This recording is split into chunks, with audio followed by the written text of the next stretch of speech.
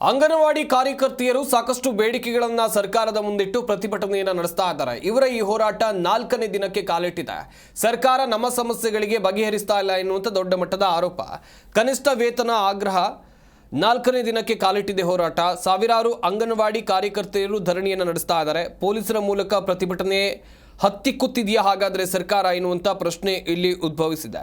ಪ್ರತಿಭಟನೆಗೆ ಅವಕಾಶ ಇಲ್ಲ. ಫ್ರೀಡಂ ಪಾರ್ಕ್ ಜಾಗ ಅವರೇನು ಪ್ರತಿಭಟನೆ ಮಾಡ್ತಾ ಇರುವಂಥ ಸ್ಥಳ ಅದು. ಇಲ್ಲಿಂದ ಜಾಗ ಖಾಲಿ ಮಾಡಿ ಅಂತೇಳಿ ಸೂಚನೆಯನ್ನು ಕೊಟ್ಟಿದ್ದಾರೆ. ಫ್ರೀಡಂ ಪಾರ್ಕ್ನಿಂದ ಹೊರಗೆ ಹಾಕಿದರೆ ಬೀದಿಗೆ ಬಂದು ಹೋರಾಟವನ್ನು ಮಾಡ್ತೀವಿ ಅಂತೇಳಿ ಅಂಗನವಾಡಿ ಕಾರ್ಯಕರ್ತರು ಈಗಾಗಲೇ ಎಚ್ಚರಿಕೆಯನ್ನು ಕೊಟ್ಟಿದ್ದಾರೆ. ಹೆಣ್ಣು ಒಲಿದರೆ ನಾರಿ, ಮುನಿದರೆ ಮಾರಿ ಅಂತೇಳಿ ಸರ್ಕಾರಕ್ಕೆ ಖಡಕ್ ವಾರ್ನಿಂಗ್ ರವಾನಿಸಿದ್ದಾರೆ.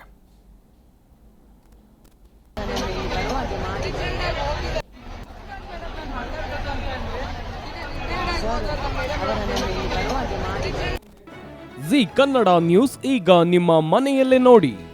ಎಲ್ಲ ಕೇಬಲ್ಗಳಲ್ಲಿ ಈಗ ಲಭ್ಯ.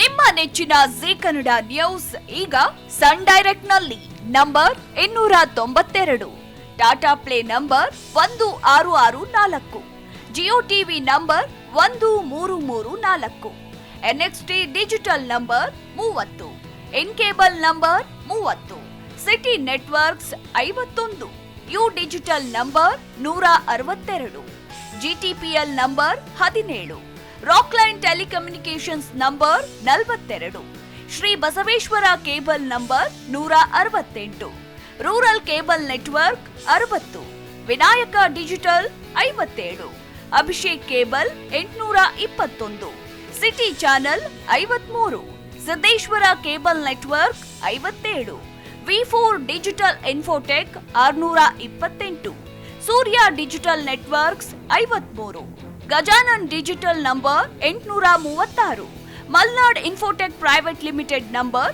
56, Metrocast number 830, Victory digital number 167ರಲ್ಲಿ ನೋಡಿ ಆನಂದಿಸಿ.